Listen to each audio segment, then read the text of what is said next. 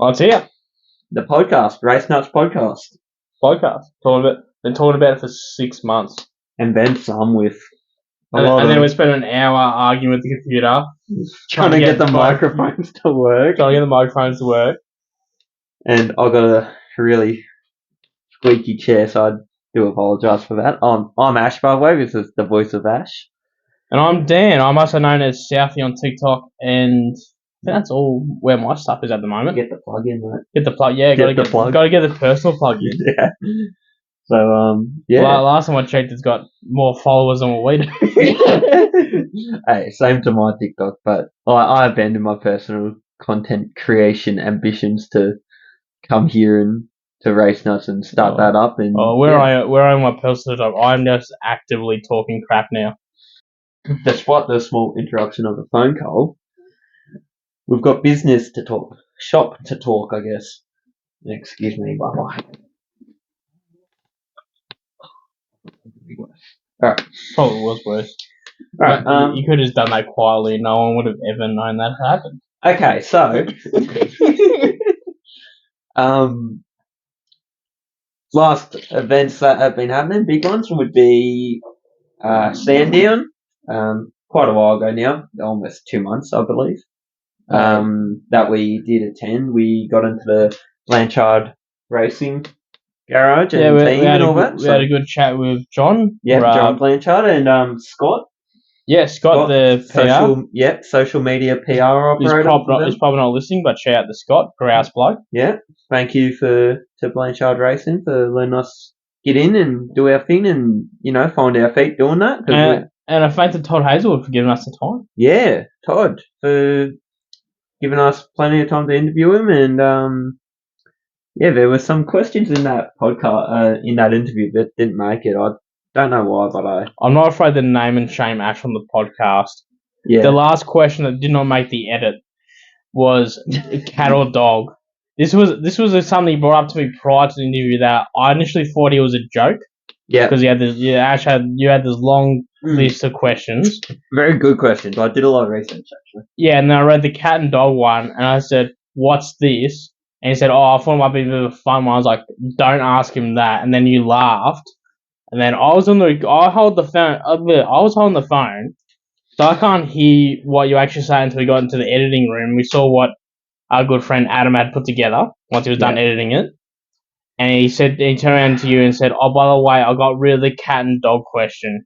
Which, to my horror, I realised you asked Todd Hazelwood if you had a cat or a dog. No, if he was a cat or a dog person. And, for anyone's curiosity, he is a dog person through and through. They're just better animals, mate. Yes, I suppose, if that's what you want to say. Todd has a superior taste. Yeah. On the note of Todd Hazelwood, though, there's rumours floating that he won't be in a seat next year. We don't know. It's weird. It's weird. It's weird that he's said and done like a horrible. Okay, it's hard to tell because he's in a one-car team. So you got no teammate to put him up against. No comparison, only a wild card that they just ran. Yeah, and even then, Aaron Love, great driver, did an awesome job. Pretty much his only fault through the entire Bathurst weekend was putting it in the wall. Yeah. In the second qualifying for Supercars. Yeah. For Super 2, sorry. Yep. So it's hard to tell where he is. I'd be very surprised if he's dropped, but that being said, you also got Aaron Love knock on the door wanting to come in. So yeah. Well, I know Aaron Love was in, I believe, overseas in France or it's somewhere in Europe. He was doing Porsches. He's done a lot of Porsche stuff. So he's spent a lot of seat time in Porsches. So maybe and very competitive in Porsche. He was the name to reckon with when he did I think at least 2 years in Porsche Carrera before he joined Blanchard Racing to have a Super 2 crack. Yeah, and which he's done well in. And you can really, when you watch Aaron Love, especially over Bathurst, it was absolutely on show, was his driving style. You could see the way he got 50 mil from the wall up in the top of the mountain there. In that Dunlop Super 2 car, which is last year's Mustang. Got very similar in the sense of got similar to that in the Gen 3 car as well. Similar to, you feel a bit of hesitation wanting to ride it. So I can imagine they're like Blanchard seems to be pretty stretched, pretty thin at the moment. Also, they haven't. They expanded to 2 cars next year. Yeah. And I imagine they'll be hiring and making arrangements to suit that. But it seems that they had the people they needed, but also a little bit stretched thinner than the regular teams that really run 2 cars. Proceed with caution into this venture because they have always said that it's part of their 5-year plan, Blanchard Racing, because obviously they haven't been around for long at all. I believe they were founded in 2016, but they had this weird arrangement with BJR. Yeah, it's like their own. It's similar to what we saw with I can't remember his name. Mate, Aaron's mate. Phil. Yes, thank you, Phil Monday with the Red 24 Milwaukee Falcon turned Mustang, which unfortunately fell through due to the COVID pandemic. Oh yeah. Where they were their own team, but they will run through Tickford. Okay, yeah. So, which I think, ironically, I could be wrong. This is more of a V8 Sleuth thing. I think that actually ended up being the spare car for Blanchard last year. So, not last year, 2021. I remember the Slade put it in the wall at the Bathurst 500, rated off. Yep. And then I'm pretty sure that they brought what used to be the red 23 car, Mustang, driven by Will Davison in 2019, early 2020, till the team went defunct during the COVID break. Yeah. And that became their spare car. So the question is, that could be actually the car that Aaron loves driving now. So I know that they did end up repairing the original Bathurst car. Yeah. But also they only have one of those now. They've sold one off. So I don't know which one they sold off. So that is a good little spiel. Mate, that's what happens when you listen to V8 Sleuth like 4 times a week. You just absorb that Aaron Noonan level of knowledge. That is knowledge you cannot even fathom now. We've done it. That was it. You know what it was? That was like at the Perkins open night. Mm. When I remember he was talking about Will was it Ambrose or something? I've forgotten it now, but he went on this whole tangent about how the car Perkins had a crash with 3 or 4 years later. He ended up driving, or maybe Jack ended up driving it, something like that. I don't know. He went on this long tangent about it. Yeah. Something to do with the Simone Di Silvestro FGX. Yeah. Okay. I can't remember. He went on this long tangent about it. No, I can't remember much. But meeting, well, in the sense of meeting Larry Perkins, seeing him up close, I guess, and on show, he's a pretty lax dude. Very lax. He's obviously long before our time, but he's always seemed like a very says what he wants, and like even with a lot of people don't want to bring up Rocky with sort of the darker thing with the polarizer and all that because he's such a huge part of the sport, and I guess no one likes to punch down on a bloke that isn't here to defend himself. Yeah. He wasn't afraid to say what he wanted to say about the polarizer. Yeah. Yeah. They definitely grew up in a different time, and you can see that it's when Aaron Noonan held his V8 Sleuth night at Tickford, and then with Larry Perkins at the Tickford night, we actually they had all 4 drivers. So James Courtney, Declan Fraser, Cam Waters, and off the top of my brain, I'm missing one card.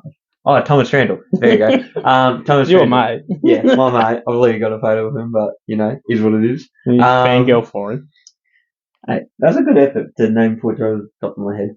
You could see that, especially after seeing the way Larry Perkins talked and held himself, I guess, you could see how media trained people are now. The drivers. It's insane. But those are so much relaxed in a way. So I was talking to, I think I might be talking to Will. I'm not 100% sure. I was talking to the bloke that he obviously works with V8 Sleuth and all that, but he's often at the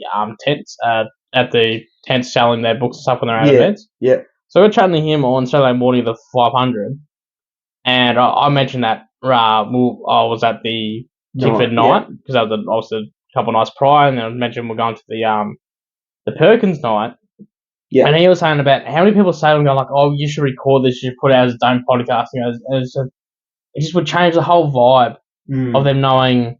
So I want to make clear, they're not saying anything horrible. They're just being relaxed and chill. And Corny's been James Corny. There's no other way to go around that. Yeah. He's a funny bloke. Funny bloke. But it would just change how much the night would be if there was a camera and a microphone. Yeah. And like I've been keen to go one for years. Yeah. All through COVID, I've just been waiting for one to be in Melbourne, so I've heard about the Bathurst one. Been so excited. Yeah. And I don't know. I would definitely be as keen. But I don't know if so many people would be keen if they could just wait a week and listen to the podcast.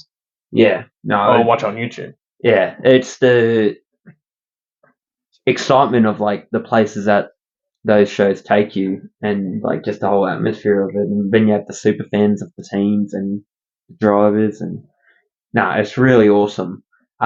So that's something that I would say go to for sure. If love your motorsport in general. It's not like a go to anything Aaron Noonan touches or Vietsu touches, because they are true fans. Yeah, true blokes of the sport. Yeah, and like they aren't.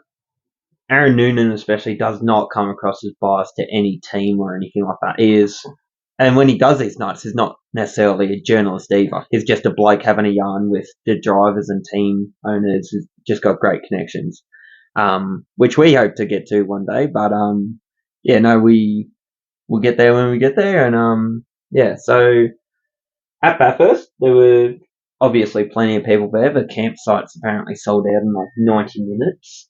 So hundreds of thousands of people there. I believe around 200,000. 100,000 over the combined 4 days. Yeah.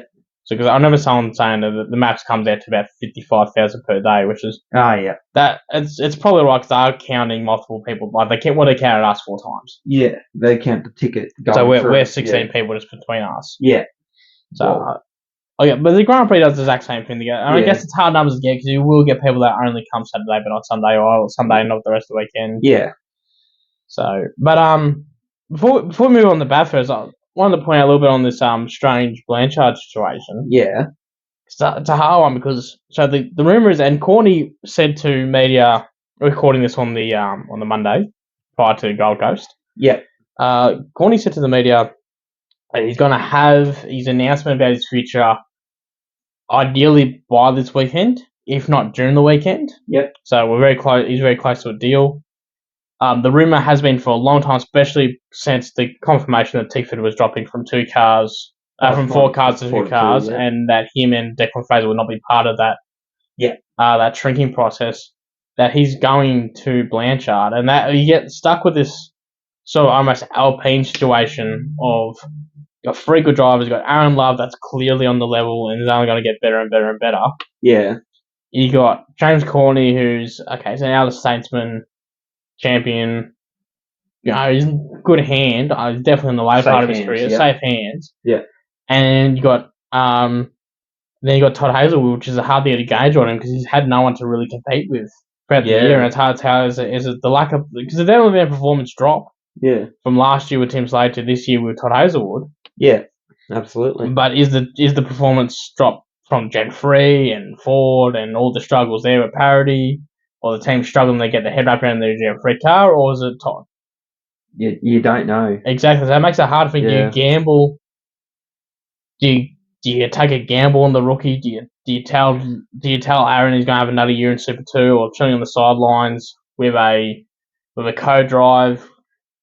And that's what I'd be doing. Yeah. I'd be giving Todd another year.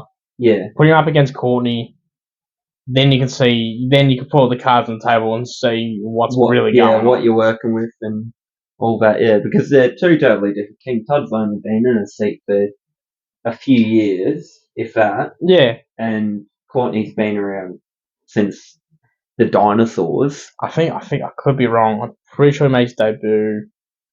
I came back from Europe. I know we had that big crash 2000. I want to say, okay, you're Googling it. I'm going to take a guess while you're typing in. I reckon 2005. Well, I have no idea. I'm just saying dinosaurs.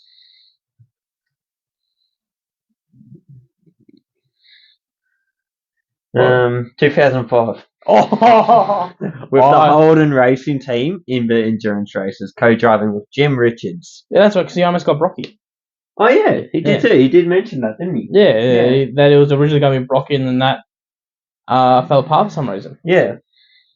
Well, there you go. He's been around for almost 20 years. Yeah. He's been around for 18 years. And our Richmond reputation was saying 2010 champion with DJR, car 80. Car 80. Would you like to? Yeah. And you'd be correct.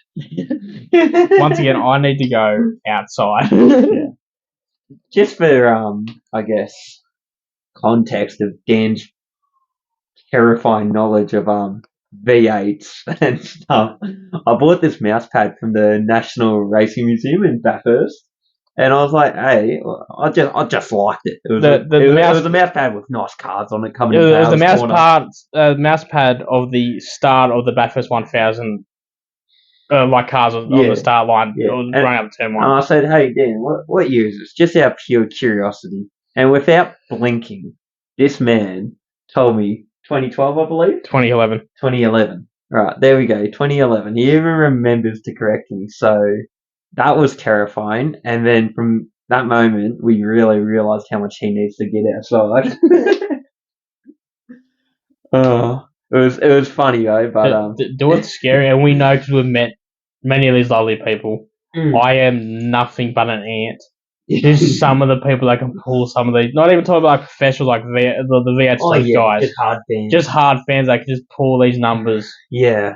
Out of nowhere. No, you're low on the totem. Yeah. But you terrify me as someone who has only really come into the motorsport world in the last 6 years, because I was introduced via Dan to the motorsport world.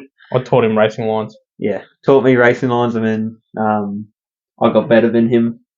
But yeah, those that can't do, mate, teach. There you go, wise words. We'll have to charge you for that. Right, moving back to Bathurst. So this is my second year. I went in 21. Yeah, which is the whole veteran itself in that time. But your first year, my first year, 2023. Raw thoughts of the event. Raw thoughts. First of all, we were lucky enough to go with very experienced Bathurst people, camp with them. So shout out to Dan and the boys. Yeah, thank you. So thank you for that. My raw thoughts were, first off, getting there. Love it. It's everything and more you see on the TV. How narrow the track is was one thing, because you drive in via the track. We were camping in the paddock. How narrow the track is, because TV does not make, like, just a wide lens on the cameras makes it look so much wider of a racetrack, and looks like you could go 3 cars easily side by side. And at some points, yeah, you could, but there would only be maybe half a meter, if that, on the. I think you get 3x3 easy anywhere where it's straight. The problem is a lot of it isn't. Yeah, and I was warned about it, how hilly the place is, and just the elevation up Mount Panorama, unreal. I think it's 1,100 feet. It's something crazy. Yeah. I wouldn't want to ride a razor scooter down any of the mountain straights. Yeah. Down Mount Trail, Conrod. Yeah. Oh, yeah. Well, we walked down Conrod, like, just from Skyline, and, like, our shins were hurting somehow. It is steep. We pulled muscles. Yeah. We just had that night was recovery. That was after the top 10 shootout. But, no, my thoughts were, it was great and all, but I've had a lot of people tell me, a lot of veterans, 15 plus years, so including my Dan, who we camp with, and his mates, and also some other friends and whatnot, they've all said that everyone heads up to the top of the mountain for the shootout. It sounds very like a religion almost to go up there, and that's how it's done, and how it's always been done. It's the place to be. But it's if the atmosphere was just crap compared to other years. Every time a car would go past in previous years, they'd be shouting, and teams would go, fans of Holden or fans of Ford at the time, or fans of Nissan or Mercedes, whoever was racing in the top 10, they would just be shouting as their car went flying by, or their team that they supported. But now it's just, you could hear a pin drop in that sense. And hearing that made me go, crap, is Bathurst and Supercars in a bit of liquor trouble here? Yeah. So that kind of makes me think about it differently. But my raw thoughts are it was really good, and I did enjoy it, and I would love to go back just for a second spiel. But I would love to see supercars bring a bit more to the table too. Yeah. So yeah, Let's stop here for a second. Do you want to just either bring your mic in towards you, or maybe just don't stress too much about talking to me? 'Cause I know you're talking to me, but I'm just a little bit worried because we're talking over here. oh, that's right there. Yeah. Yeah. So you're worried about the atmosphere. Yeah, the atmosphere, because I've been told about how good it has been. Yeah. And with the whole Gen 3 parody thing, like, don't get me wrong, as I said earlier, the campsites booked it, just flew out the window. Yeah. But you now hear about people who've been going for 15 plus years, getting real fucking concerned, I guess, and just not wanting to return. And those are the patrons and supporters that these categories need. The sport. Yeah. I'm not as concerned because we're both in that big Bathurst campers group. Yeah. You're not seeing too many people sell campsites though. No. And I can't imagine there'll be too many people that even like I was thinking about the other day if I had one and I decided no, I'm done, I'd at least be selling it. Yeah. Even for that first year just to make a bit of coin. I'm not 100% on how it all works, but that would be my plan. Yeah. But with Bathurst being looked at to be the opening for the season next to 2024 season as a 500 eyes of one. Yeah, as a 500. Yep. So that's 2 times 250 kilometer races. You might get a better idea. Obviously, nowhere near as many people will come for that as they would the 1000 because the 1000 is a sacred thing. Yeah. Yeah. You might get some more people that use that event as their kind of last straw, especially as a season opener at Bathurst and with the wind tunnel testing and all that coming in for Gen 3. Oh, no, I've got with all that, I don't know. Well, at least it'll be good straight-to-straight comparison. Yeah. But, I don't know, man. I'm not thrilled. I love Bathurst with all my heart. I'm not thrilled they're being a 500. Yeah. I understand there's Newcastle's, we might as well just bring it up now because it's at the front of it. Newcastle's dead. Yeah, done. I'd be very surprised if it comes back, but if you ignore Albert Park, which is a whole different thing, there's only ever been one straight track that's come back from something like Adelaide? this. Yeah, Adelaide. Yeah. Which is not just once but twice. Once after the Formula 1 left and it returned in 99 for the 500. Oh, yeah. So they use the full same track, do they? I think they got a shorter version now. Okay, I think they cut a couple of corners off just because I think there was a couple of corners that led a little bit more into the city. Yeah, okay. So they've just kind of shortened it back a little bit. Yeah. And then obviously came back last year after the insane decision to get rid of it. Yeah, and when it did come back, actually, Holden's last race, Brock Feeney got his first race win. So that was the last race in a Holden. Yeah, so that was in the main game. That was really unique, actually. I mean, they had the 1000 Holdens doing the parade. Yeah, the parade lap, I believe, and they originally had it at 500, and then it bumped up. I heard a lot about it, but it never made it to the TV, so I don't know what's going on with that. Because I've never seen all these things apparently about it. Because they were selling tickets because I was going to have some accreditation to drive out onto the circuit, and they were just selling instantly, and hence why they added more into it. Yeah, but I guess that's one of those things where you have to be there to see it. Had to be there to see it, and we were watching Larko or something. Yeah, no, they would have. Maybe just the Fox coverage didn't show it or showed a bit of it, or can't quite remember. I feel like I've seen something of it. I don't know. Maybe we're going to find it out the podcast. Yeah. So just wheeling us back to the Bathurst 1000, we did a Monday poll where you're watching the Bathurst 1000 from, and a lot of people made it out of. So there were 1,500 people who had submitted a vote, and 81% of those people were watching it from home, and a lot of comments through the groups and everything that we share and post into. A lot of people made it very clear that they were watching it from home because it's no longer worth travelling to go see, and we get that a lot through our Supercars posts. Do you reckon the trend is coming downwards from attending Bathurst? I think it's a vocal minority. To be honest, like I spend a lot of time trolling through comments and Facebook posts. Like I live on it. You love the little dings and sounds and the lights flashing.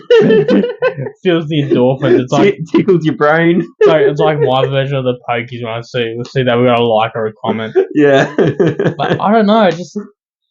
We got so many people saying, "Oh, the sport's dead. The sport's dying. This and that." And there's definitely those people out there. But like, how busy Bathurst was.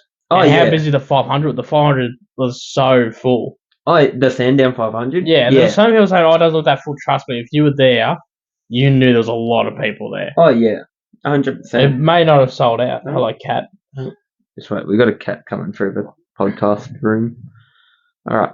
It was bumper to bumper on the Saturday and Sunday. And I suspect the 500 the LA 500 will be the same way. It won't like sell out. I reckon they'll sell out grandstand. Yeah. Might not sell out like the Australian Grand Prix has. Yeah. But I reckon it'll be full. It'll be busy. So especially because mathematically, I saw someone speak cap the other day. I think if Brody wins both races this weekend, and SVG finishes 13th for lower both races, which is not very likely knowing SVG. Yep. He tends to be able to find his way up there. Yeah. If he doesn't start there at the front to start with. Yeah. Minus ice. Maybe not have the ice boxes in this weekend, boys. Yeah.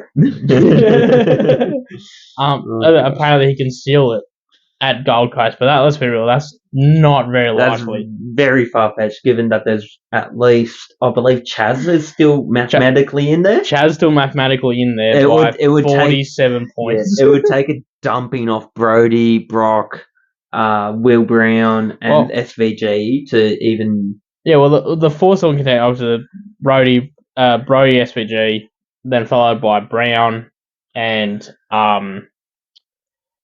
Feeney, but Feeney's horror weekend at Bathurst killed any hope of the champion. Oh, with the gear lever issues. Yeah, he at the tower, I think. The tower broke.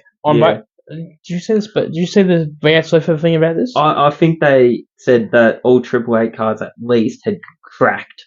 Yeah, in them. How crazy is that? So going back a few months, I think it might have been for SMP. They swapped SVG with the wild card. Yeah. Car, the chassis itself. Yeah. Because there's something going on there. SVG didn't like, so they swapped it. Yeah, and just try and get him comfortable and try to figure out what's in that car. It's been off all year, honestly. Yeah, and he's been blaming the car on this and going, well, this is not a man that does not know there's something not wrong with the car. Yeah.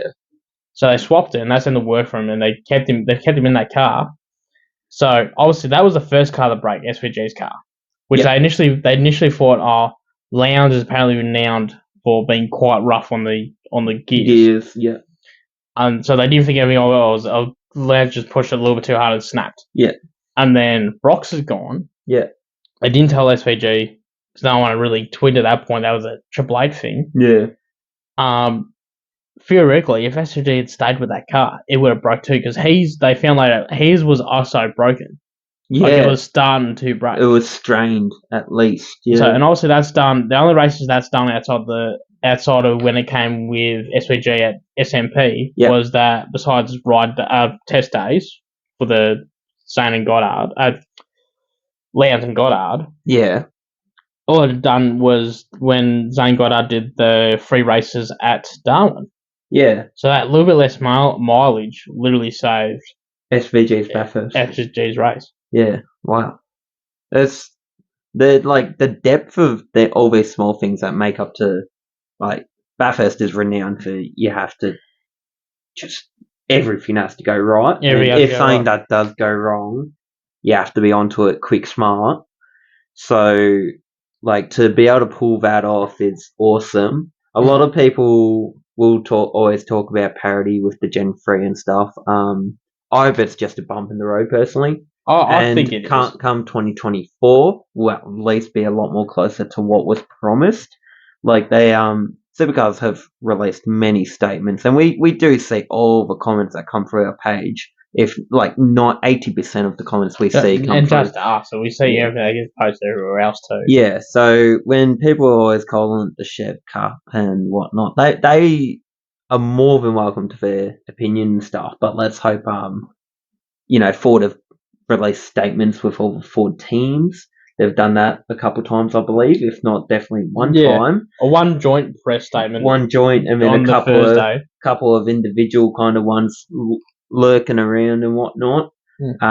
So hopefully next year, once we get all this off-season testing done and everything, we have a resemblance of the promises. But I think a lot younger of a crowd is coming into supercars right now. We're starting to see the changing of the guard. Yeah. And so I think the people who are really pent up are supercar fans who have been around for ages. And obviously supercar fans are supercar fans, but we're starting to get a lot more younger traffic coming through. Oh, yeah. As well as, I guess the conscious memory is so short because we went through this all a few years ago, 2019, when the Mustangs came in. Yeah. Where I think in the end they changed a couple of things every day and they put about 30 kilos on the roof. Yeah. And then, a lot of people say Scott McLaughlin was just so good, and he was not taking nothing away from him. But there was a lot of races there where there was, I know about the Australian Grand Prix, and I think 3 of those 5 races were Mustang top 5 finishes. Yeah. So you have your ups and downs and stuff, but hopefully all this post-season testing comes into play. And yes, it should have never happened to this extent. It is where Ford is pulling their support cars and stuff. They aren't pulling out the Ford Mustangs that are racing. No, but they are just pulling out all the recovery vehicles, the safety car, and probably some branding around the place, I imagine. Yeah, well, they're pulling all the sponsors. And in terms of, for people that we get this clickbaity stuff every now and then. Frankly, none of the major reliable outlets do it too much. I understand they've got some quotas they need to fill. They need to hit that engagement. Yeah. But even if, let's say tomorrow Ford pulled out everything. Yeah, just absolutely everything. Pulled the trigger and there were no Mustangs next year. Well, that's the thing. There would be, unless Ford could pull everything. The only thing that really matters if there'll be Mustangs on the track or not. Yeah. In a worst case scenario, Ford pulls the IP. If Ford pulls their IP and says you can't use the Mustang, then we have trouble. But Ford pulled all their money and all their backering, and then they're not going to send corporate. They're going to send people. They're not going to send corporate guests and all that stuff. All the fancy. But they leave the IP. Yeah. You got some muscle rooms, 2 or 3 years, build up confidence, they come back. Yeah. As long as they keep the IP there, we've got a sport. Yeah. And you need the supercars' bloodline is manufacturer rivalry. Yeah. It is that is for a lot of motorsports, but you have the Toyotas that's driver against driver, the Toyota Gazoo Racing in the and it's left my brain. I'm not even going to try. But the Toyota series for junior drivers and upcoming drivers. The spec series. Yeah. The Toyota 86s. Yeah, 86s. There we go. The Toyota 86s. They're, that's driver against driver, setup against setup. That is because everything is so controlled. But with supercars, you don't necessarily have that. There is a lot of control, and they did say parity and whatnot, which we hear more than enough about, and we actually don't try to report on it too often because we feel it's so washed bang up. That drum. Everyone wants to bang that drum. And we will talk about it because it is one thing to talk about, but we won't. That's why in a lot of our content we don't do that, because we can see other outlets doing it, and we're just because we do RaceNuts as fans of motorsport ourselves. Yes. We'll have weekends where we're actually at a racetrack, but we might not make that much content out of it. No. And we will designate just a Sunday race day just to be a fan. Yeah. And so we just want you guys to know that we aren't journalists. We're actually down on the ground with you having a few beers throughout the race day or something. Yeah, and if you see the shirts going around, come say g'day. Yeah, we do have a couple of mates who have got merch like shirts, but we aren't selling any products necessarily at the moment. Not at the moment. Yeah, we're playing around with some things and having a look. We've got some stuff in the works. But yeah. It's got different audio files. Yeah. All right. So we'll wheel back to the Bathurst 1000. We asked everyone on the Monday following the weekend, the 4-day weekend, how was your Bathurst experience? So that was that was whether you're at your friends' trackside, at home. Just the overall. I wish there was a way we could sort of ask individually between those on track and those, because there's two major. The poll's still up. If you want to go look at these numbers yourself, and have a vote. It's a little bit late. We won't be looking at it, but have a vote. But there's two that stick out. Yeah, we got very good or average. Yeah, and there's more percent. 34% of people who voted are in the average category. Yeah, average is definitely the winner. Not by much, only by a couple percentage. Yeah, 5%. 5%. Yeah, but I reckon there were people watching. Cause I've watched a lot of Bathurst 1000s, and I've been to luckily my second one live. Yeah. It seemed a very average race. Yeah. Which my other one was too. I'll put it on par with 21. Yep. 21 we didn't see that much. I don't think we really saw any big accidents. We didn't see this have to cover a long time to the Kidnap. Pretty much I was very on par with this. Yep. Well said. Snip that. I was very on par with this, but yeah, I don't know. I don't feel like if you look at the race, the raw race itself between competitors, I don't think the Gen 3 stuff really ruined it that much on track. No. A lot of the one big concern, once again, is the bigger fuel tanks, so less pit stops, and the soft tyres creating marbles off to the side. Yeah, the soft tyres was a mistake. Having a crack on any line that wasn't the racing line would have just been Bathurst suicide. You would have just found a wall, because if you've ever walked a racetrack after a race, whether it be motorbikes, whether it be cars of any sort, F1s, there's always marbles, or just a big state race series. If you've ever walked the track after the fact, even just any time, you can see how big marbles get, and let alone after doing 100 laps or something, or 20 laps with a soft dead tyre, it's just going to disappear on you. Apparently Giz had a big moment through the cutting when like a big piece fell out of the front splitter. Yeah. And he ran over and he had like a massive slide. Yeah, it just, because these things, like, they're snowballs. That would be the best way to describe them, like a sausage roll snowball. Just the shape, like, and once they start when there's one line like there is at Bathurst, there's not multiple lines. There's no hairpin that creates a multi-line like Simmons Plains, where you can kind of, take it how you like almost. Yeah. To an extent. It really confines you, and it doesn't encourage you to put the car in the wall. Yeah. Because if you say you're coming up to Griffin's Bend and you're on the inside on entry, there's going to be marbles there, because everyone's on the outside. Everyone's riding their left-hand wheels on that white paint. Yeah. So and that's one of the big overtaking spots at Bathurst. And then you look at, so we didn't see a fight to the end mainly because the Erebus didn't take that last opportunity to stop, which Van Gisbergen did, which meant Erebus had to stop a little bit early. Gizzy could extend. Yeah. And that's where that 35-odd second gap came from. Yeah. But you really didn't see anywhere where anyone was close enough to have a crack in the last 30 laps. Yeah, it seemed like everyone was just trying to nurse it home by that point. That's what I'm saying. The softs was a mistake. Yeah.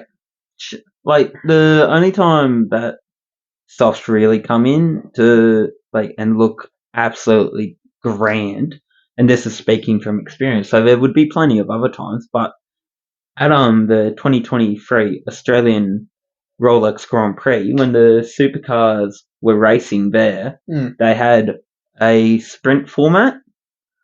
Like, it was about 4 races or 5 races. 4 races. I think each of them were 100 kilometres. Yeah. So, and that's not many laps, really. I think it's about 23 laps. Yeah. So that's like 23 odd laps, and they had soft tyres only, I believe, and they had to do one pit stop. Sorry, soft and hard. Soft and hard. But they had to use both compounds in each race. So the chaos of that race was unbelievable. As a spectator. It was good. Yeah. But it was only good, I think, because no one expected it. Yeah. And obviously, all the teams, only second race they use these cars, second weekend. Oh, yeah.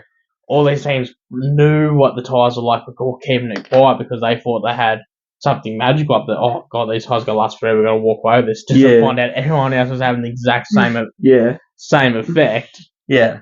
And it was, that weekend was mega. We saw a Bob Jane Porsche on its roof. We saw James Courtney's car go up in flames in the bonnet. And Percat the same. Yeah, Percat as well. I think Percat went... No, so yeah, Courtney went first, and that was the big one. Yeah. And then Percat went the following day. Yeah, so that was an awesome event. Yeah, we've attended a lot of things. We do make a bit of content out there. We meet a lot of people, which is awesome, and people always let you into their garage. If you've always got to ask. Always ask, say, hey, you don't mind if I come in and have a look? And as a fan, and, you know, they understand that. So they'll generally let you in, but you just got to make sure you ask. Yeah, and I wouldn't recommend going there prior to a race. Yeah, no. Prior to a qualifying, something big going on. Yeah, check the schedule and, you know, kind of time it somewhat. But I want to make clear you won't be able to do that with supercars. No, you definitely not with Formula One. No, if you want to get tackled by every member of the security community in Albert Park, just bolt for the F1 paddock. Yeah, go. Not endorsed by us, but I mean, let us know if you're going to do it. We highly unrecommend it. But let us know if you're going to do it so we can record it. Yeah, let us know you're going to do it. Let us know afterwards how does the pavement of Albert Park taste. Yeah. Once I've been absolutely spear tackled. Yeah.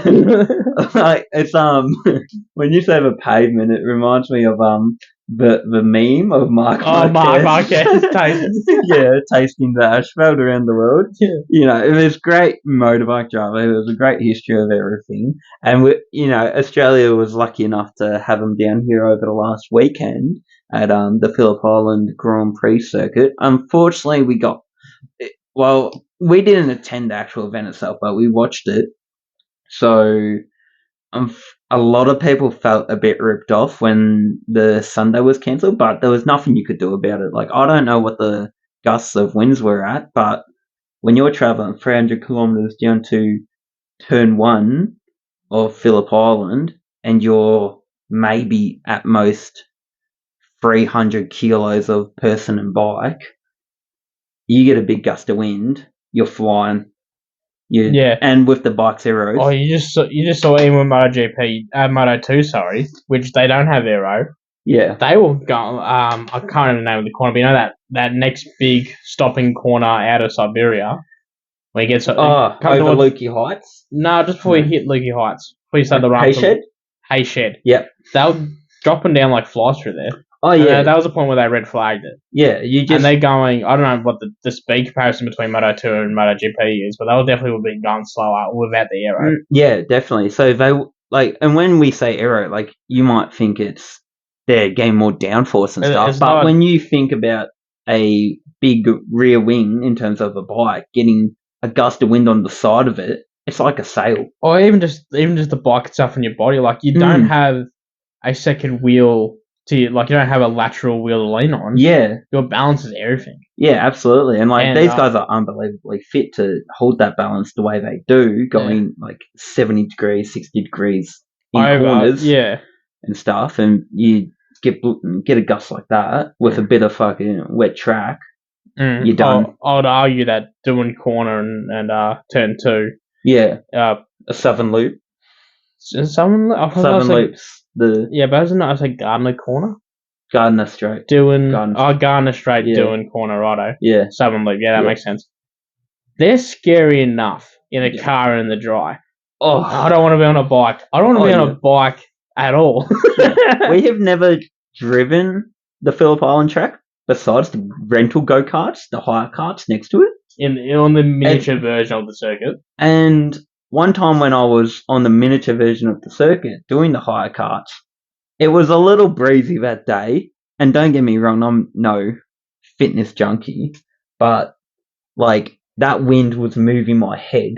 And my neck isn't weak, but it still was pressing it. And I was in a high cup, maybe going 50 k's. Even look at like F1 drivers. Next time you're watching on board, watch their helmets. Like they got little nubs there, so their helmets in the cars can only move like 3 mil each way. Yeah. But they're all over the joint. Oh yeah, especially when they come through like a corner or something where they're changing aero. Yeah, their heads are just getting knocked around. Oh yeah, it's amazing just the forces going through everything in motorsport, and as the faster it gets, obviously the more forces go through it. So it's just saying to really, when you're watching, just kind of look out for it and just like appreciate the strength that everyone has to go through with G forces that are literally going through their body and pulling them the opposite way. 100% though. Looking back on the schedule, 100% right call to move the Grand Prix forward to Saturday. Oh, the feature race. The feature race. Yep, known as the feature race through the official channels. Mm. Yeah, no, that was a good call. Get a bang for the buck, I guess, as much as they could with what they were working with. And it showed, because like, I know it was wet and windy, but how empty was Phillip Island on Sunday? Oh, it looked like a Vic State round. Yeah. With grandstands. Yeah. Like, it was crazy. Like, we've been to Phillip Island a few times for multiple series. And it's always windy there. It's always windy there. We've been there for everything but the supercars. Yeah. We've been to Vic State, we've been Speed Series, we've been to the GP last year. Yeah. It's just crazy how empty it was. Oh, yeah. It's for something so big. Yeah, Saturday was packed, obviously. Killer weather. Friday probably had near similar numbers, probably lacking a little bit. But we didn't see it for like at least a third, probably. Yeah. But, yeah. So, that's the GP covered. Anything else you... Shout out to Joey Calso. MotoGP podium, Moto3 podium, on the week that he signs a new deal for next year. Yep. So he's going to do another year in Moto3. Maybe he might be looking to step up to Moto2, but boy from Darwin getting it done in front of the home crowd. From Darwin, yeah, that's all right. Probably got a lot of experience around Hidden Valley up there. So I thought it was good to see him get up there. First podium in Moto3 for an Australian at home since Jack Miller in 2014. Yeah. So a lot of people will tell you about when you talk Grand Prix, supercar events, well, both really, Australian Grand Prix, whether it's F1 or MotoGP or supercars, any event, and if we ever put a post out, you'll see it everywhere, is the lack of free-to-air.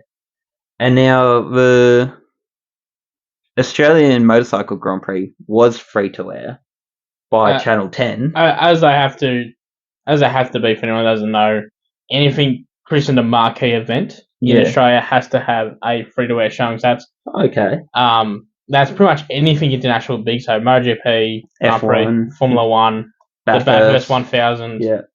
Also the AFL, NRL Grand Finals, Australian Open. Yeah. Pretty much all those have to have. They don't have to be. They don't have to be locked out of paid subscriptions. Like for some reason, for some reason Foxtel can't show the grand final at the same time. But I think that might be a deal between them and Channel 7. Yeah. All of those, there has to be some free-to-air coverage. Yeah. And like we looked at the Australian Motorcycle Grand Prix TV coverage, the free-to-air in particular, and it was 3 hours of coverage each day. I'm pretty sure. Yeah, 3 hours of coverage each day, which would cover the main events, but I feel like a lot of people would be left starved after that. I was disappointed. So we have to make clear that post we saw about the numbers we're pulling from now, that was pre the schedule change. Yeah. We don't know what it might have changed to post schedule change and then Sunday and all that. Yeah. Because it was Sunday was brought forward an hour. Yeah. After that too. Yeah. Because I saw that wind was going to get hit early. Yeah, it was coming in. Yeah. But that's just crap. Yeah, have 3 hours of coverage. 3 hours of coverage. I don't know what the Grand Prix one's been like, because I haven't watched the Grand Prix or free-to-air since 2018, 2019, I think was the last one I watched. But that was, to my knowledge, there wasn't really much coverage on... They wouldn't show Supercars, because Supercars was Channel 7. Yeah. So to my knowledge, they would just be doing the grid stuff, and they would have Alan Jones talk about something. They might do an interview with Mark Webber and catch Ricciardo for a couple of seconds. Yeah. And it would just be the Formula One. The Channel 10 would do a little bit outside, and then what we saw MotoGP. Then when the sessions actually started, it would switch to the world feed that we see on Fox. Yeah. But 3 hours for such a big event, and it's not like it's not like Channel 10 doesn't have multiple channels now. Yeah. All these channels, Channel 7, Channel 10, Channel 9. They've all got their own little streaming service. They've got their own little streaming service. You can put it on 10 Play like Channel 7 does with 7 Plus. Yeah. But also you got Channel 10, you got Bold, you got all these other sub channels. Yeah, absolutely, yeah. Okay, I get you might have some stuff going on. You don't want to put that on the main feed, but look at Channel 7. When Channel 7 does have it live. Yeah. Okay, they might have Sunday on the 7 main channel because that's their main thing. They might might only have it from 12 o'clock to 3 o'clock. Yeah. But if you go on 7 mate, they got the full day on 7 mate. Yeah. So I could understand with that, but like 3 hours of coverage each day, and no Friday coverage at all. Yeah, nothing. And like we didn't. Don't get me wrong, we didn't watch it. No. The Channel 10 coverage, but we I can't imagine you, because when we attended the 2022 Australian Motorcycle Grand Prix, when you watch the racing, these guys are nuts. These guys are close as anything. We watched someone break a pelvis. Yeah. Like, when you watch they had the in 2022, I believe it was the Oceania junior drivers and stuff. They were meant to be there. I think they only meant to race on Sunday. Yeah. So I could be wrong. I don't be putting in words. I have heard a rumor because the Australian Superbikes are there next weekend. Okay, yeah. I've heard a rumor they might be trying to see if they can pair them up because they had to pretty much cancel the entire meeting. Once MotoGP said, look, we understand moving stuff around. And they've already got so much resources down there already. All the bikes and stuff would be... And be down there, just be like saying who can afford the extra week of motel nights. Yeah. No, well, that would... So that's a rumor I've heard of. Don't take me on my word. But it could be something that comes up. Yeah. It could be something that could be done. Yeah. Especially that's the beauty about bikes. There's so much less that comes with them. Oh yeah, definitely. There's like you see how they travel so seamlessly. It's amazing. Well, getting on with this time a bit. Is there anything that you wanted to chalk up on a positive note? Just trying to think if there's anything. I'll bring up the US Grand Prix. I know you didn't watch the race live. I did this morning, so I had the luxury. I was able to afford just listening to it audibly while driving to work. Well, looking back over the weekend overall, we had the sprint yesterday, our time. Nothing really special about it. Nothing really happened at all. Pretty much the most thing that happened this weekend was Max didn't make pole because he got a lap deletion on his last lap of qualifying. And Charles Leclerc and Lewis Hamilton getting disqualified due to the skid plank under their car having more than 10 millimeters of wear, which is the FIA regulations. That's every single weekend of tolerance. Yeah. And they've obviously just put their car a mil or two low. Yeah, and that would be all it is. It doesn't take much with like for new fans of F1 and any motorsport. You may not realize how many minor millimeter, even less than millimeters, half millimeter adjustments go into these things. Oh yeah, and there's all law behind it like that. If you follow back to the rules behind, that's to, as I said, to stop the cars and run too low. If you go back far enough, that's because of the center accident. Okay, yeah. So that's why we will never know what caused it because it's so hard to tell what was damaged and what was caused because it was such a heavy side-on impact. Yeah. I don't know what was broken, what broke in the impact. Yeah. The running theory is they had such slow. It was safety car back there was just a normal car. It was often a circuit car. Yeah, it was just a road car that you could go out and buy, and maybe they took the back seats out. Yeah. Or saying just weight reducted. Yeah, it wasn't like a specialised because like it doesn't look like on TV compared to Formula One, but the safety cars now they're moving. Oh yeah, they're absolutely ascending. They're cutting lap times, and that's part of that because the general belief is that Senna's tyre pressure's dropped because he lost heat. Yeah, complete pace went down and heat just dissipated. Heat dissipated. The tyres lost pressure. They deflated a little, which brought this car that was already on the ground. This is time of ground effect like what we've got now. Yeah. Down enough. And the theory is, because Tamarello, I've definitely butchered that, but we're going with it now. Running hot, mate. Running with it. That was just a sweeping bend. It's not chicane what it is now at Imola. Oh, yeah. And the theory is that when he turned into it, the car bottomed out and he had no grip. And that's why, because it's such an uncharacteristic crash for him. Just to fly off like that. So that's the crazy thing about it. People say, oh, this rule, the red flag rule, all that. Trust me, there's law behind all this stuff. Oh, yeah. No, it's not just come out of nowhere. These regulations are from experience. And a lot of people, a lot of stewards, a lot of commentators, a lot of people within these regulatory bodies and within the whole sport are ex-drivers. Yeah, they are pretty much all ex-drivers. If not, they have an absolute die-hard passion that's to make it safe. That's circling back to something I was going to say when you were talking about chatting to people at state events and seeing if you can get a little bit closer and having a look at the cars at events that allow that sort of thing safely. There's no one in this industry that's here to make money. Like, everyone from the commentators, from the drivers, to the mechanics. Yeah.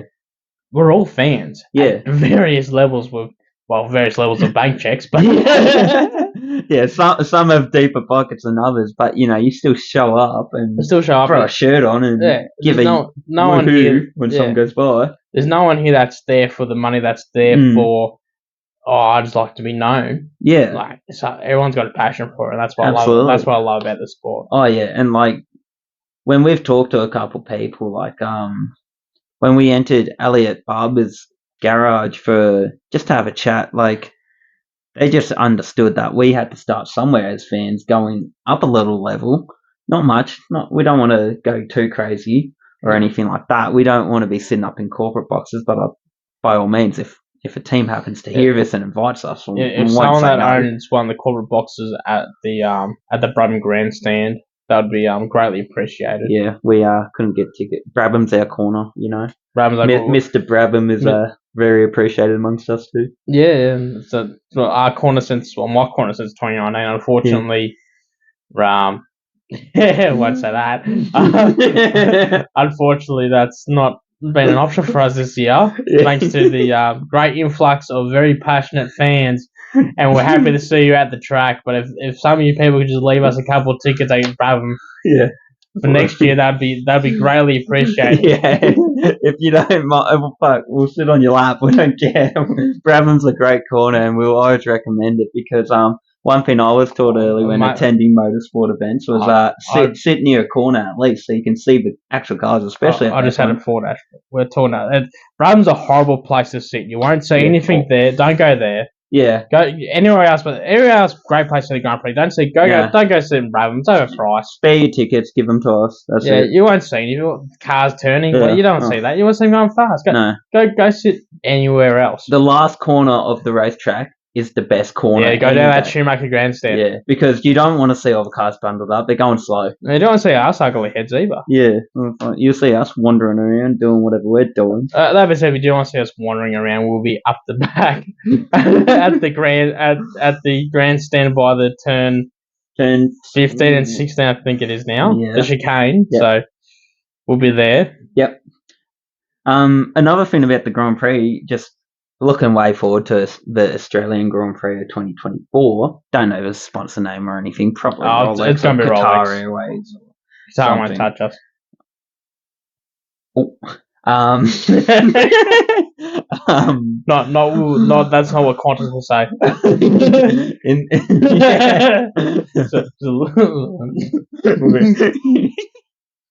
Can't tell on the screen. Ash give me the hand signals to shut up. Yeah. Kill the podcast now. We've done ourselves in. Qatar, we love you. We would love your sponsorship. Thank you for joining us. Thanks, Qatar. Fly Qatar Airways. We don't know where, but we're probably just going to kill this whole bit. Oh, yeah. Leave it in. Stuff it. Yeah. Play with fire. Bro, if you've made it 50 minutes into our first podcast, we greatly appreciate you so much. Yeah. Like if someone actually did listen this whole way, just this absolute bedungled mess. That's not even a word. That's how much of a mess it is. Bedungled mess that we have created. Then good on ya. Well, before last was on the count was 50 minutes. So Yeah. do you want to wrap this up? Yeah, because we're gonna go to. I've got dinner to eat. Yeah. I've got things to do. I've got this to edit. So if you made it this far, thanks for having a listen and thanks for the support. And we've got a lot of exciting things coming up. So things coming up is the Gold Coast. Gold Coast up next weekend. Yep. A lot of modes. We'll do a quick rundown before we leave. Leave you. So we've got Gold Coast 500. Yep. We've got the Victorian State Racing at COTA Park. First time most of Australia returns. That's huge. That is a huge thing, huge track. Nostalgic for so many people. It'll be our first time going. We may not get there for full days or anything, but we are hoping to drop in. We won't be getting there Saturday, maybe Sunday. Yeah, we're hoping to drop in at least and just get a feel for it because that's awesome. I know at the Victorian Motor Racing Championships they ran a few stock cars for old time's sake, I believe. I don't think they were actually having a race, but they did a parade. I talking about when when they were there a few weeks ago. Yeah, they're just that was really cool. Didn't really know that Australia had a great stock car scene. It's a whole thing. We need to bundle up Brad Jones and ask him about it. Yeah, it's very. I think he won like 5 championships. He was just unbeatable. Yeah. So there's that. But we've also got one of our local motorsports, Mud Trials. They're actually going to be announcing they've got a presentation night this coming weekend. So they're going to be announcing their champion, and they hit a lot of milestones this year actually, and it was amazing to cover their antics, I guess, the craziness of it all. That was really cool. Captured some awesome moments. Got some cars up in the air. Some photos of a car up in the air. Oh, decked in mud. Yeah, and decked in mud as well. There's a photo of me floating around, absolutely covered in shit. To be said, when I got home, I was hosed down, and that is not a word of a lie. No, backyard. Yeah. What else do we have coming up? Superbikes, as you just said. Oh yeah, Australian Superbikes, I believe, are there next weekend. Yeah. We have 2 more weeks of F1 actually as well. One being Las Vegas and another one Mexico, I feel. 4. So we got 4. We got Mexico, I believe, is next weekend. I'm pulling this all the top of my head. Yeah. Check your dates. Check your local calendars. Check your local racetrack. check your local boogies. You'll find me down there too. So we got Mexico next weekend, and then Brazil. So it's a triple header. Yep. Counting the US Grand Prix, and then we get a weekend break, and then Vegas, baby. Vegas, Vegas, baby. 5 o'clock Sunday. Oh, because the race, thankfully, the Americans have had some sense and thought of us poor Australians. Yeah, they're running it on a Saturday night. Yeah, Saturday night at like 10:30 at night. So, I don't know if you've seen any of the TikToks.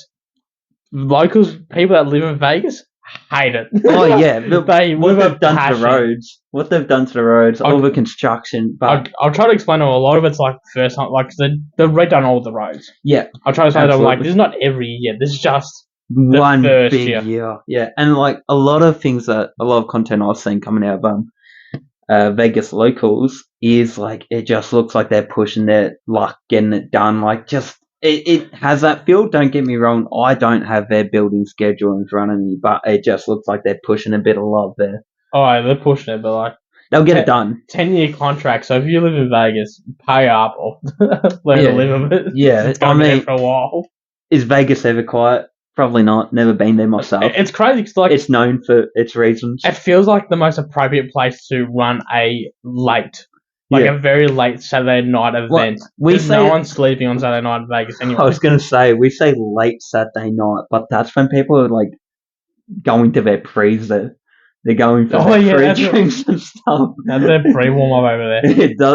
That place, along with New York, does not sleep. The casinos are just running. And people live in New York. Yeah. People just lose their house in Vegas. Right, so we've got a lot of F1 content coming up. Not too sure where MotoGP head next. Indonesia. Were they not just there? Yes, they were. Glad we know what's happening here. Where are there's someone local because I never them mention it. Well, they do a lot of regional. So Thailand. They're off to Thailand.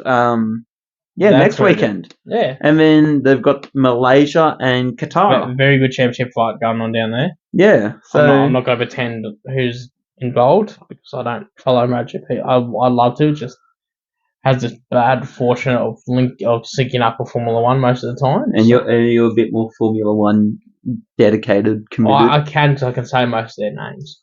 Wow.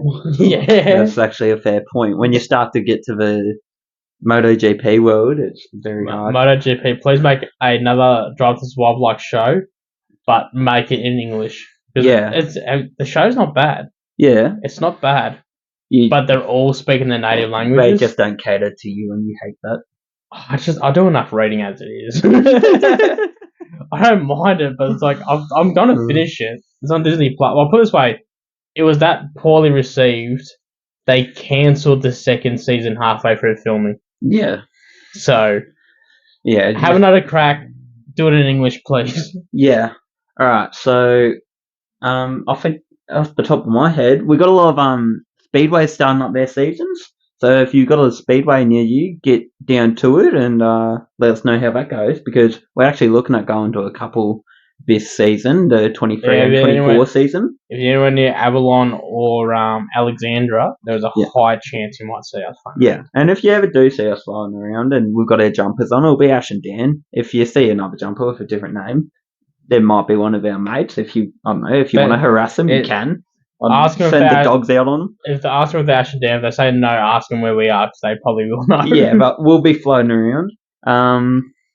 Yeah, that's all I've really got to say tonight. Yeah, I think let's wrap it up, I reckon. Yeah, all right. Well, thanks for listening, and we hope to hear. Hope to hear from you guys soon. We hope that you will hear us soon. Whoa! If you listen this far to this absolute shit show, thank you very much.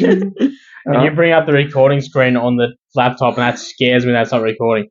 Well, thank you for listening. We might be back later next week. We might not. It really depends on how far this goes. Yeah, well, it was pretty fun, so we'll do it again, and yeah. Or crash and burn, don't know. Right, Ash, you eat it before we keep going for another half hour. Cheers. Bye. See.